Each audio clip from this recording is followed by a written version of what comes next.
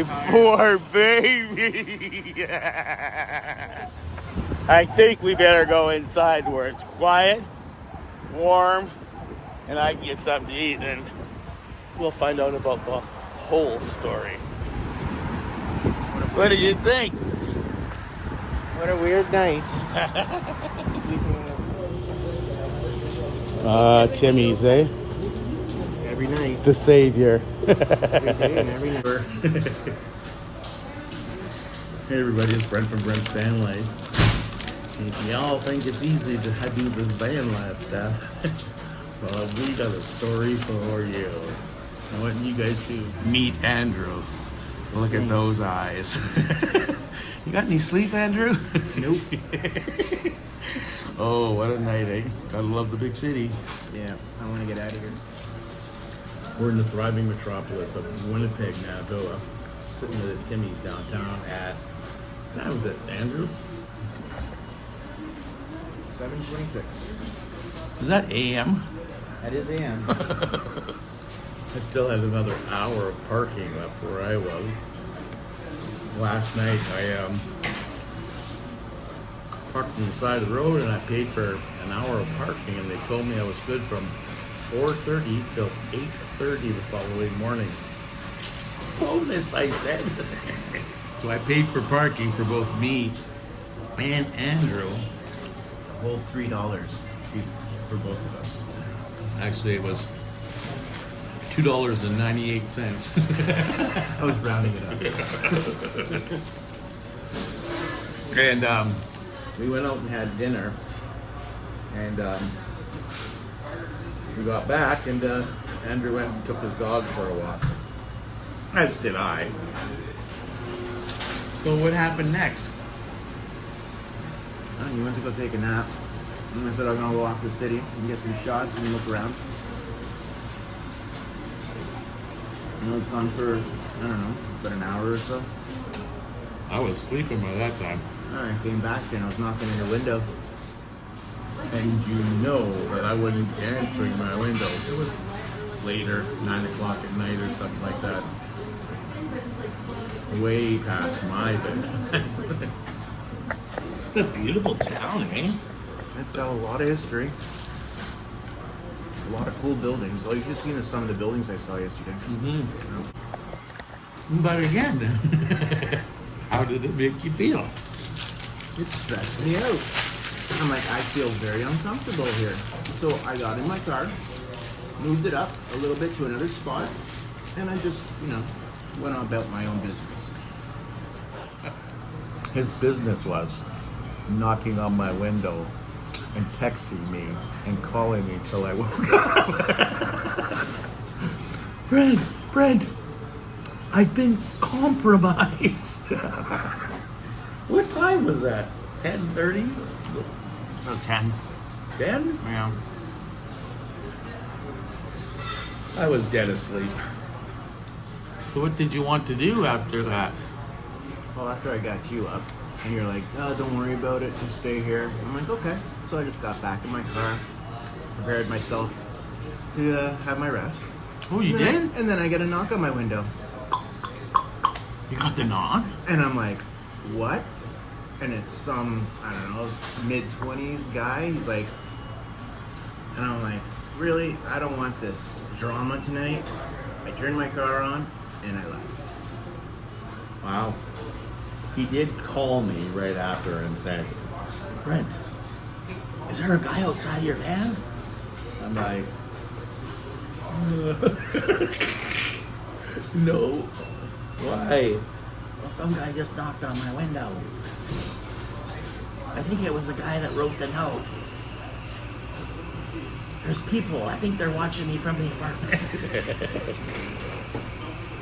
Tree hugging people watching me from above. Oh my God, it was fun. But that's one of the things that VanLife has for you. Okay, the unexpected, and you really, really need to be ready for these unexpected things.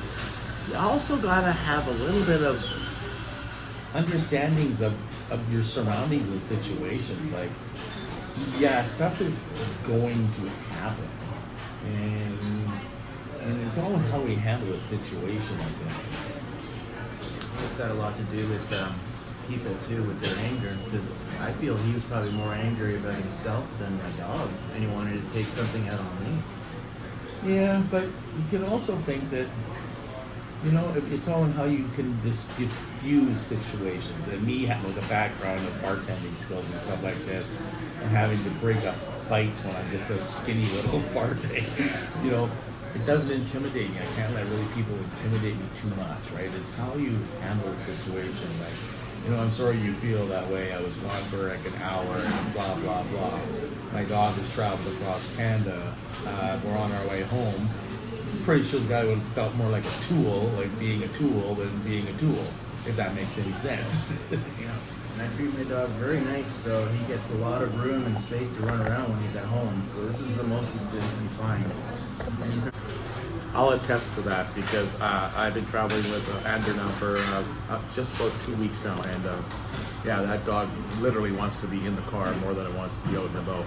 He comes out, he likes to do his stuff, but he's always like running back to the car. So the dog loves the car. It's very comfortable in there. So what'd you end up doing? I went to Overlander. Oh, good. And I found a nice little spot in a residential area, quiet. And I just parked the car and fell asleep, but I was just way too nervous to have a good nap. I had maybe about 4 hours sleep. And meanwhile, back at the ranch. I rolled over, I went back to sleep, and I didn't have any bother, so I slept right through till 6 o'clock in the morning. Andrew had already started texting me by that time, but I still wanted more sleep, so I rolled over. I got up, got ready, went to Tim Hortons, had my breakfast sandwich and coffee, and just sat there and waited for Brent to show up an hour later, which is not bad.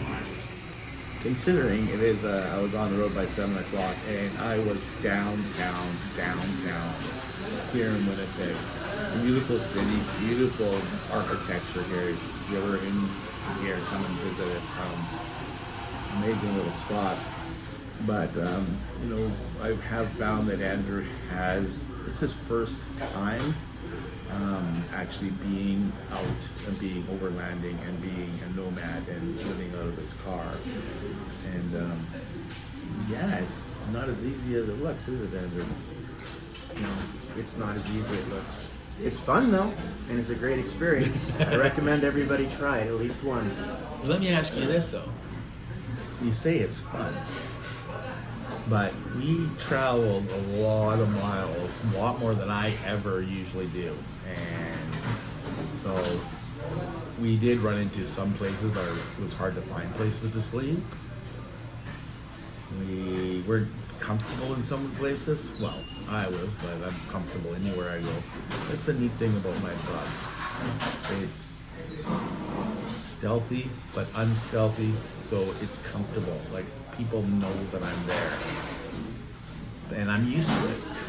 But for somebody new, like Andrew... So, we had problem with camping in a city, correct? Correct. We had problems camping at the dam, correct? It was nice at the dam, other than the ticks.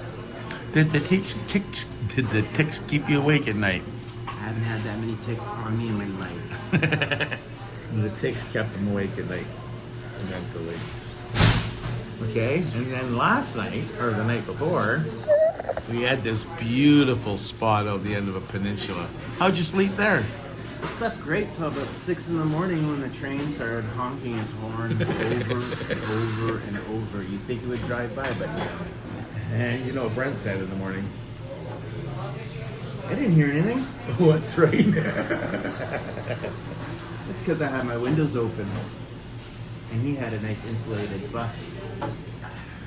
Yeah, it is. It's difficult to find a spot, especially when you have somebody that isn't used to things. So I've been doing this for 4 years now, and this is his first really attempt. So he doesn't really know what it's like to stealthily climb into your car. Not how to shut the brain off. That's the biggest thing, I think. is like really shutting this off. We get too wrapped up in like normal lives, and I think that us being not YouTubers, but tiny home dweller on the road kind of people, you kind of get into a different reality of things. We start to like not worry as much. To me, I'll attribute it to The Secret, the law of attraction. Last night, after I had talked with him, I'd gotten up and I went to the bathroom and I couldn't find my keys anywhere in the van. I'm like, oh well, I'm going back to bed, right? And climbed into bed and rolled over and went to sleep. And I couldn't find my keys. And I got up this morning and I was lying there going like, oh yeah, I lost my keys. I know that I have spare sets of keys in my van. It's just a matter of accessing them. But then I thought, well, I hope they're not in the restaurant that we were at, because then I would have had to wait till the restaurant opened. And I'm like, I'm not going to worry about it. Maybe I'll get them to mail it to me. You know, it's all that stuff, because if I start to worry, then that worry is going to keep me worrying, and then I'm going to find something else to worry, and then I worry, and then all of a sudden I turn into a bag of nerves. And I can't allow that into my life. Not right now. I have enough stress in my life just worrying about my health and stuff like that. So I don't know. I understand your side of things, right? And I'm sitting there and I was trying to help as much as I could to find places that were going to be suitable for us to find. Otherwise, I just So, thanks for teaching me something. No problem. Yeah. Don't live out of an SUV with open windows. Make sure they're nice and tinted. Don't let your and friends sealed. travel with you. Andrew is we've had a blast. Me and Andrew have known each other for a couple of years. Andrew got inspired to drive across Canada with his dog in an SUV because he started watching Brent on Brent's VanLife. This is true. And, you know, it's turned into a 2-month adventure for him, coming from Bancroft, Ontario, out to Calgary, hitting the Rocky Mountains, turning around and coming home, and traveling around, watching me film and do videos and stuff like that. That was fun. That's all you got? That's all I got. It was fun. It was very inspirational as well, and Brent's a really nice guy. If you guys ever have a chance to travel with him, I would strongly recommend it. Don't say that. I just told you I didn't want to travel with friends anymore. Make sure you spam him saying, I want to travel with you. Anything else you'd like to Do you want me to tell them the real story now? So, yeah. So, yeah, all kidding aside, I do enjoy traveling myself. I am hoping that maybe with all the video that Andrew has collected, that maybe he'll edit a video of behind the scenes with Brent from Brent's Van. And then you guys can kind of see what goes on, you know, the silly antics, hanging out, being a goofball, just having fun like friends do. And there he is already. See? There's Brent. See? So he's been doing a lot of that. He's been taping a lot of the things that we've been experiencing and checking out and all that stuff. So Hill has his view on it and our view on it. So that can be kind of interesting. We'll get to see it. I'll probably have to re-edit it because, you know, some of the behind the scenes things should never be disclosed in public. So where do you go from here, Andrew? I am going past Thunder Bay, finding a nice spot there that you recommended to sleep in. Wolf Creek. Yes, Wolf Creek. Or Wolf, yeah. Don't worry, it's off the road, no ticks, and Black flies. Just gotta worry about black flies now. okay. Yeah. And then from there I'm going to Sault Ste. Marie. Sault Ste. Marie. Spend a couple of days there. Then I'm heading back to Oakville to visit my mom and go to work. for a couple of days. Yay! The dreaded W word. It's a 4-letter word. It's work. Yes, it is. So I'm gonna wrap this video up. We basically went our own separate ways. Andrew heading east, and I started to head west. It was a great experience for the both of us. I don't travel with people usually, very small increments, but we had a great time. It was great getting to know him. He got to go out and experience something totally new to his life. Whether he grabs a hold of it and runs with it, we are not quite sure. It does take a special breed of us to do it, and it is a lot of fun, but it also is a lot of work. Okay, so a lot of new learning curves that we're gonna have to learn when we're out there, and you just got to go with the flow. So with that, I'm gonna say peace, love, and granola. If you haven't subscribed to the channel, please do so. Hit the like button. If you want to see what's coming up next, don't forget to hit your notification button, and please comment below. I'll read it and I'll get back to you as soon as I can. You guys all have a great day out there. And if you want to join VanLife, do your research.